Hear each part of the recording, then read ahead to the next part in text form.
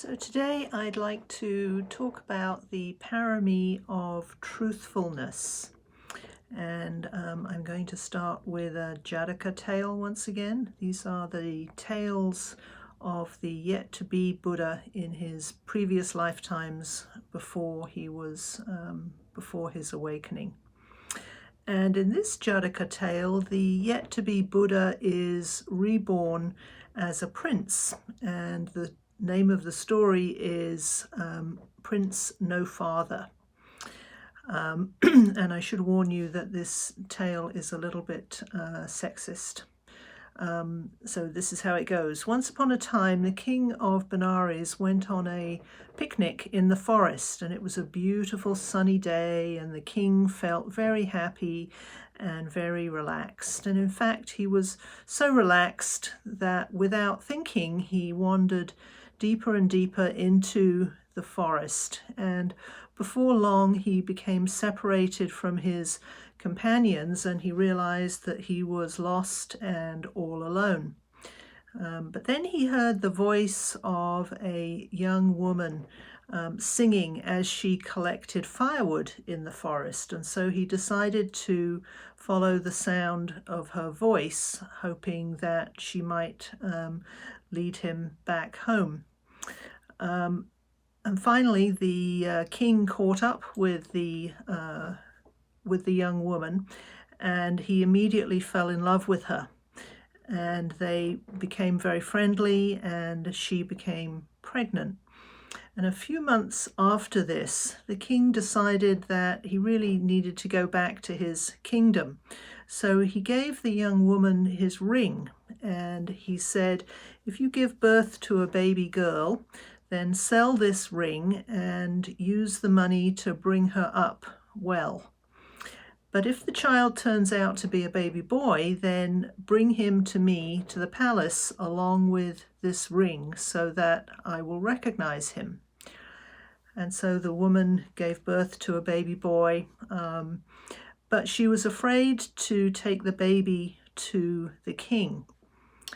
And over the years, the baby grew into a small boy, and when he played with the other children in the village, they teased him and mistreated him, calling him no father, because his mother wasn't married and he didn't appear to have a father. And this really upset the little boy, and he felt ashamed and ran home crying. And then his mother said, well, don't be ashamed, my son. You're not just an ordinary little boy. Your father is the king of Benares. And the little boy was, of course, quite surprised and asked his mother, well, what proof do you have that I'm his son? And so she told him everything about the ring and what the king had said. And the little boy said, well, let's go to the palace then. And the mother agreed, and the next day they set out for the palace. And when they were admitted to the royal assembly hall, the woman reminded the king of their time together in the forest and introduced the king to his son. But the king was so ashamed of what he had done that he denied that the boy was indeed his son. And so the woman showed everyone the ring that the king had given her. But the king still refused to acknowledge that the boy was his son. And he said, this is not my son, and that's not my ring. And so the woman eventually said to the king, if I throw this little boy up in the air, and if he truly is your son, may he remain in the air without falling. And if he is not your son, may he fall to the floor. And she grabbed the little boy and threw him up in the air. And lo and behold, the boy sat cross-legged up in the air, suspended without falling. And everyone was astonished, to say the least.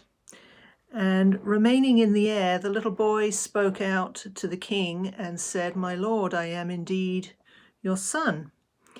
And then the little boy went on to say, you take care of the people around you who are not related to you, and you even maintain and look after elephants and horses and other animals, and yet you don't think about looking after me and raising me, your own son. Please take care of me and my mother." And when the king heard this, his pride was overcome, and he was humbled by the truthfulness of the little boy's words. And so he held out his arms and he said, "Come to me, my son, and I will take good care of you and your mother." So obviously, the moral of this story is that truthfulness pays off. So what is meant by this parami, this perfection of truthfulness? In Buddhism, the truth as a noun often means the truth of human existence. In other words, the truth often refers to the Four Noble Truths, and specifically the truth of pain and suffering. As you may know, in the very first discourse that he taught, the Buddha said, "Now this, monks, is the truth, capital T. Birth is painful. Aging is painful. Illness is painful. Death is painful. Sorrow, lamentation, physical pain, unhappiness, and distress are all painful. Union with what is disliked is painful. Separation from what is liked is painful. Not getting what one wants is painful." End of quote.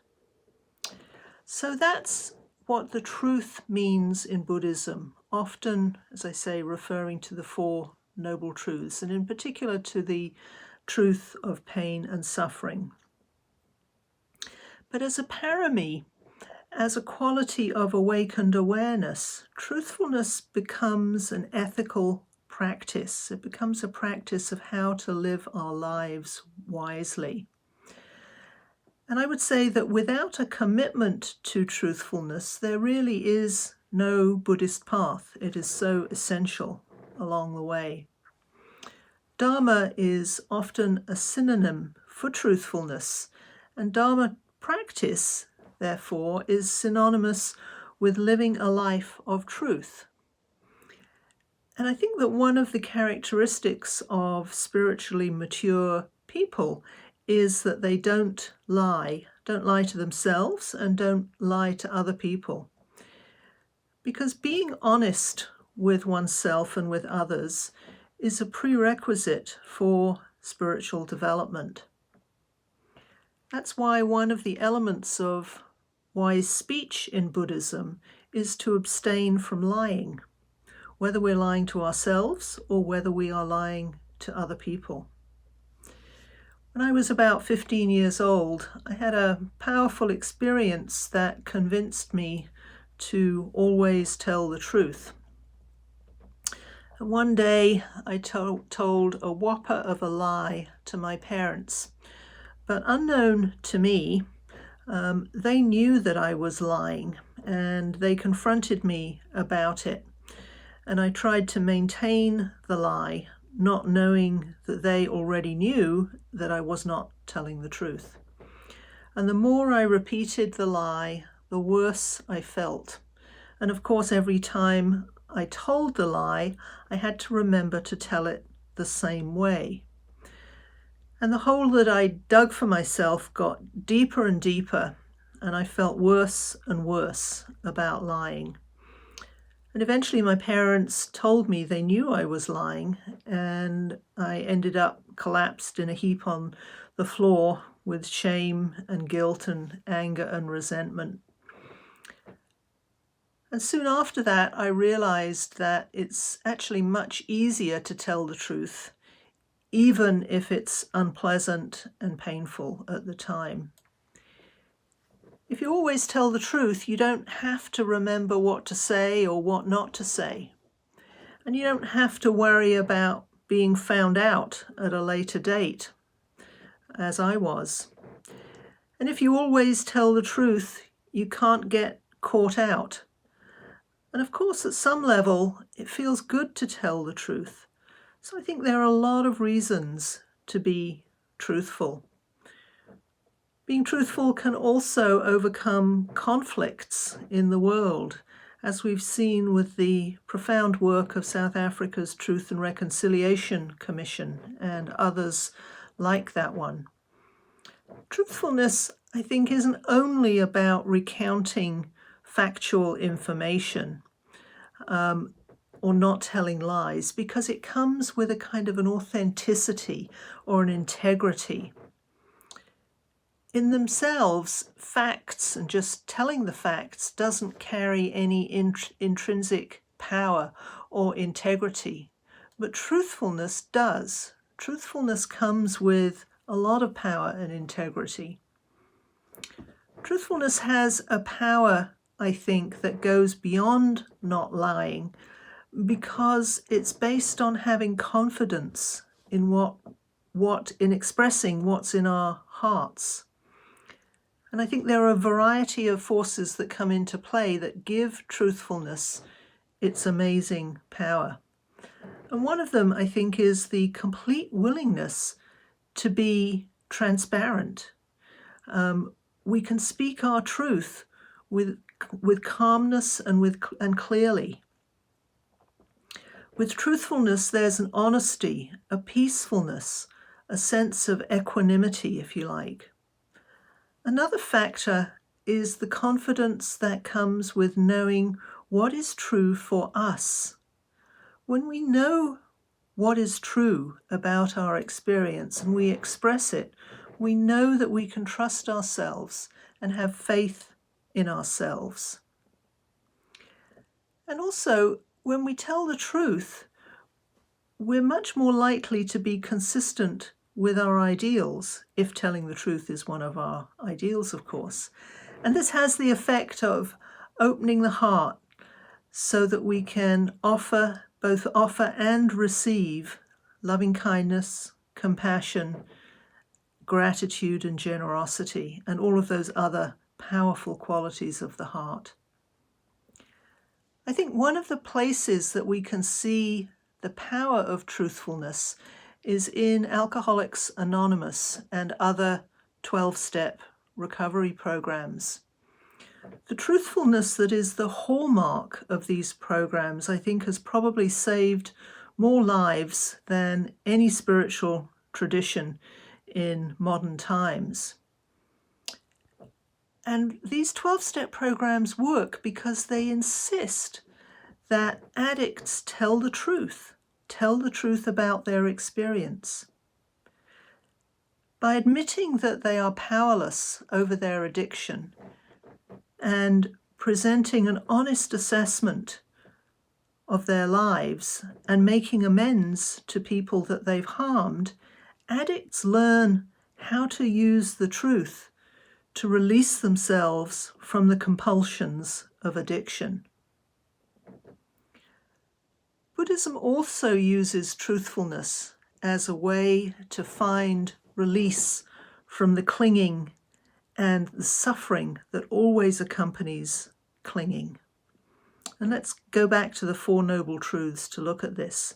The Four Noble Truths aren't truths in the sense of a belief system or a creed or a dogma. They are practical, down-to-earth truths, much the same way that it's true for you that if you know that it's true that if you cut yourself with a knife, you'll bleed. Or if you put your hand on a hot stove, you know that you'll burn it. Or the truth that if you don't drink enough fluids, you'll get dehydrated. The Buddha's Four Noble Truths fall into a similar category of truth. It's not a belief. It's about being based on our direct experience. And the Buddha's Four Noble Truths are his way of saying that if you cling or grasp to anything, you'll suffer. And conversely, if you let go of grasping and clinging, your suffering will end. But what makes these even more powerful is that the Buddha says not to believe what he says. They're not beliefs in the abstract that he's asking you to take on faith. Instead, the Buddha asks us to inquire into the Four Noble Truths and to see if they're true for us or not. In fact, he insists that we look into our own suffering and its causes. And this need for honesty with oneself and one's own experience is the reason why Buddhism really depends on mindfulness. I think mindfulness can be defined as the practice of being honest with ourselves about our direct experience in the present moment, truly honest. And by practicing mindfulness, we discover truths that are deeper than beliefs. These are the truths about human experience. These are the truths about suffering and how we can end it. In other words, the Four Noble Truths. And these truths can transform our sense of who we are and what we are, what we think, what we say, what we do, can all come into harmony with our true nature. And when this happens, there's a profound sense of peacefulness that arises quite naturally. Peace becomes not something that we have, it's more a quality of who we are. But you may be saying, what about white lies? Probably many of us have been in a position where we've been asked a question to which we haven't provided a completely honest response. Sometimes it can be an attempt to be kind and protect somebody else's feelings. And sometimes it can be to protect our own egos and to avoid taking responsibility for something we've said or done. But self-serving white lies that serve us or our egos are never okay. Well-intentioned white lies that come from kindness and compassion and try to spare people unnecessary hurt may be okay sometimes, but I'm not recommending them either. And one reason why white lies are not a good idea is that they can often be a slippery slope. Telling any kind of lie, I think, can make it easier to tell more. So it's not a good idea to start. Another reason is that even white lies intended to protect other people can be harmful because they take a toll on the person telling the white lie because the person knows that they're not telling the truth. Or, for example, someone who always tells other people that I'm doing fine, everything's okay, when they really aren't okay, may be shutting themselves off from sources of support and comfort. So telling the white lie that I'm okay may actually be harmful to you and your better interests. I think a lot depends on the situation and the context. So when we feel tempted to tell a white lie, it's important, I think, to pause and to reflect on why you're doing this. What is your motivation for telling a white lie? Is it about wanting to be kind and compassionate to the other person? Or is it about protecting yourself in some way? It can also be helpful to ask yourself about the possible consequences of telling a white lie, the consequences both to yourself and to the other person. And often, if you think about it, there's no need to tell a white lie because there are so many ways to respond to a question truthfully without hurting somebody's feelings. So, for example, if someone gives you a gift that you don't particularly like or want, you don't have to lie and tell them how wonderful the gift was. Instead, you can say something like, It's very thoughtful of you to give me this gift. Or thank you for thinking of me. This is not a lie at all. It's just simply responding skillfully to the question or to the situation. So to wrap this up, the parami of truthfulness is about being truthful with ourselves and with others. And it's really essential on the spiritual path. But it's also about inquiring about what is true of the human experience.